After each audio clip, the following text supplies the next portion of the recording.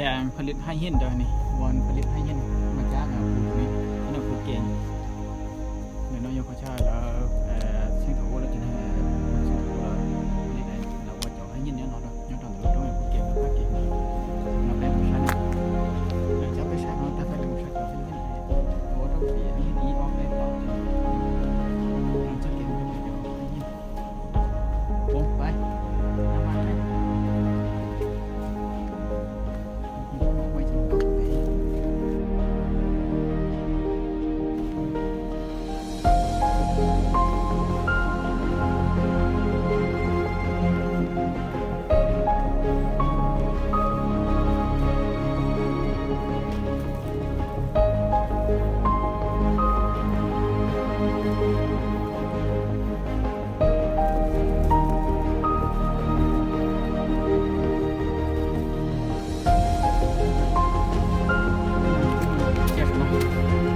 ซ่อง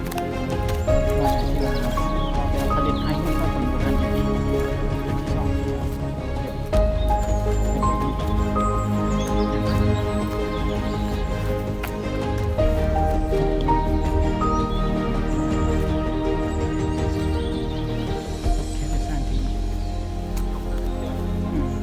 นี่ยังไรจอเท่านี้เป็นหอยแตกแต่ข้อปาดก่อนเราตรงนี้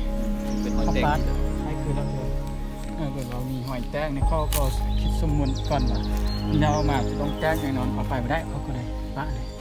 เพราะมันมีจุดแตกก่อน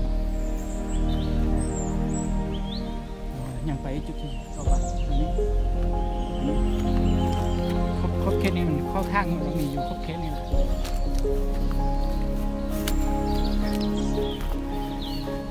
มีก้อนนี้บ่แม่ก้อนนี้มันก็แตกแล้วนี่แตกก่อนนะมันแตกแล้วก่อนแน่นเขาปาดก่อน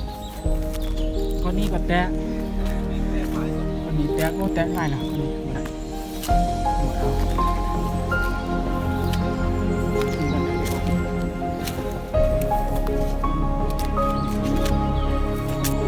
พูนถึงพูน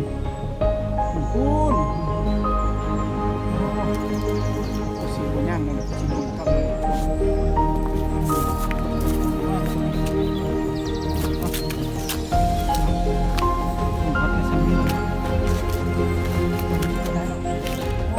สู้กันในความแบบ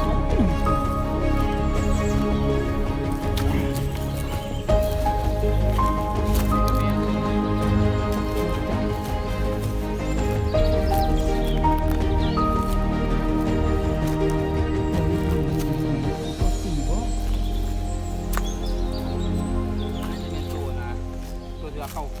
ปาดเอาอันเกินอ้อเนาะเขาทิ่มไปจริงที่เห็นควันเข้าอยู่เนาะขันเห็นควันเห็นอาวุธเข้าอยู่นี่ไหมโอ้ตามจ้าหน้าซ่านงั้นเนาะนี่ตัวนี้ส่วนนี่เลยข้อห้าก็ปาดจอดอะไรแต่น้อยเดียวถึงนี่ซื้อเนาะอะไรแต่น้อยก็เลยปาดไปโจเนาะย้อนมาจบแล้วย้อนว่าหินนี้ต้องแทะเพราะมันมีหอยแทะไล่เลยมันมีหอยไล่อยู่ตรงนั้นนี่เราก็จะแทะเป็นหอยเส้นอยู่ตรงนั้นอยู่ตรงนี้ก็มีก็สีมันหินที่แน่นดีแล้วก็แข็งเหมือนหินที่แข็งดีเลยโอ้โหนี่เด็ดยังแห้งแข็งอย่างนี้เสียดายนะก้อนหินดีงามเลยจะค่อยเห็นพวกนี้คือที่ใช้คนแต่ทำอยู่แต่ตุ้มเลย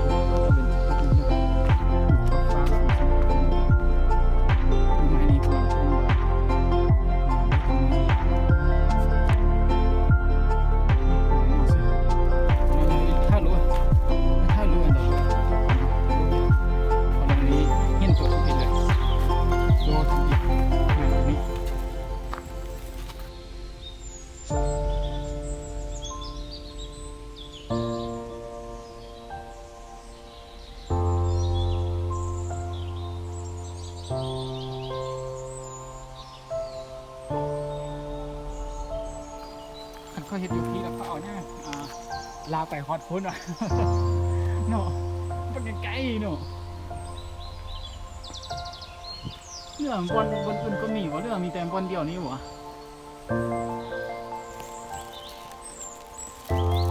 อันนี้หน่วยที่สองลูกที่อ๋อหน่วยที่สองเดียวมันจากหินบนนี้โอ้ยังมีน้ำอยู่มีน้ำ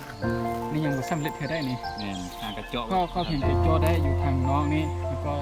ทางหนังนั่นอย่างประมาณบอสคืบเท่านั้นเนาะ เขาคือเพื่อน บอสคืบเท่านั้นตอนนี้เราเนาะ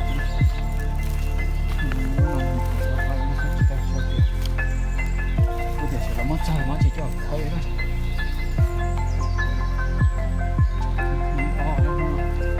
อีโร่ไปแล้วเนี่ยผู้ชายคนนั้นตายด้วยที่ตอนนอนนี่เลยอีโร่คนนั้นนั้นก็ไม่อันได้คนนี่ตัวนี้นะก็ไม่อันได้มันแตกแล้ว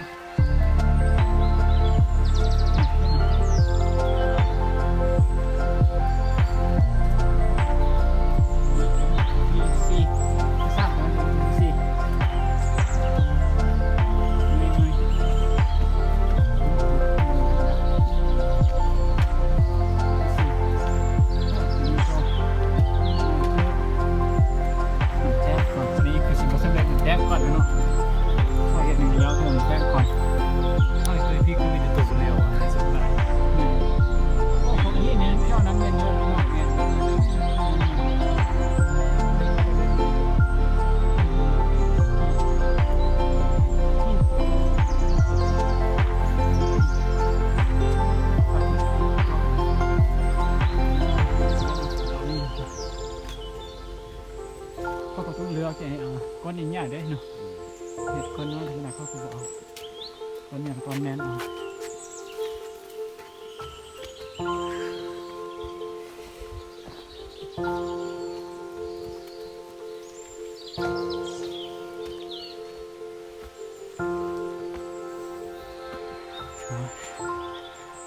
ตรงใจเนาะวันนี้หมดจะไปเล่นนะทั้งทอซะที่นี่เขาขายแล้วว่าจอขึ้นเงียนอันนี้จะเก๋น่าขอรักเนี่ยของหอยผลิตให้เงียนของคนโบราณจุดที่ซ่องตีเราชักเป็นละนี่ต้องอยู่พ้นนะเนาะจุดที่ซ่องมันอยู่ทางพ้น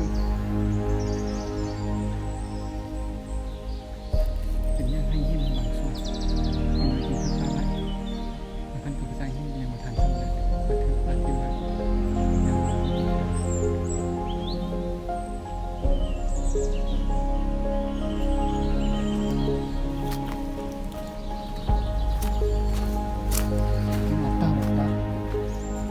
แล้วเธอมันแตกก่อน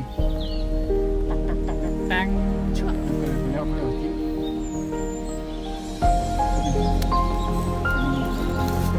อยู่แล้วเธอมันแตกก่อนเนาะ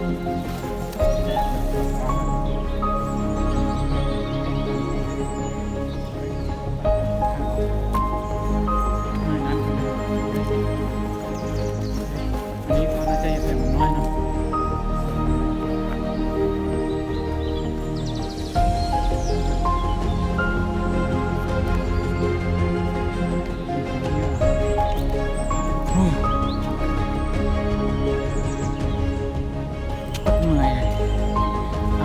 บอลเฮ็ดแตงกินเอง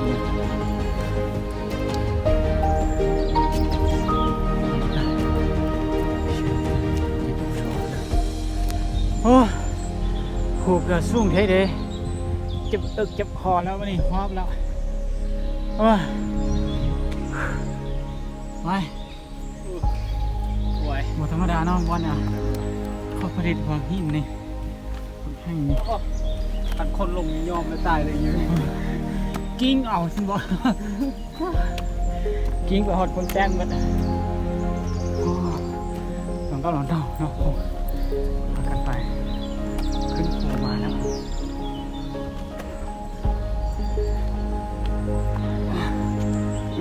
บนเขาลงมาความไกลเลยเจนเดอร์วะขึ้นจากจุดนี้มาห้ามบอลเธอเขานั่งลงมา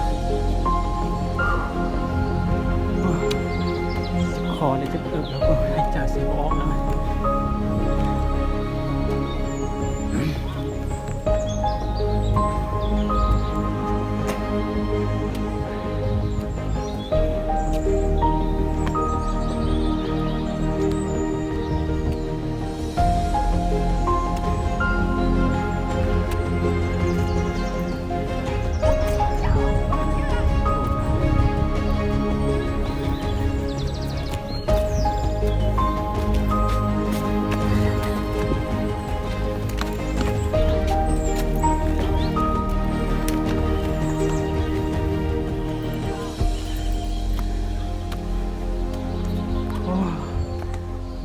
นบ่เพาะเธอเด้อนี่ทันใดเนาะเครืองามเด้ให้แต่ฮอบละ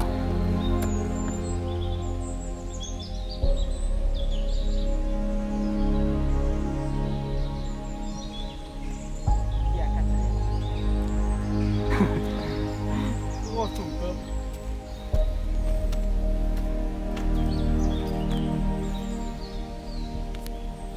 โอ้ส่วนตัวโอ้ส่วนตัวต้องเดียวขอผูแล้วนี่พอถึงยอดผูจอมผูละยอดผูละโอ้ยเรือวายังมีบอนขึ้นไปอีกถึงยังบ่ได้สุดเถื่อโอ้ยอยู่นี่เบิ่งทางนี้ก่อน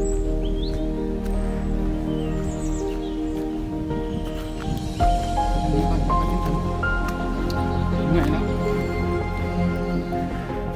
อ้าวแปลงร่างนั่นหรอวะแปลงร่างวะ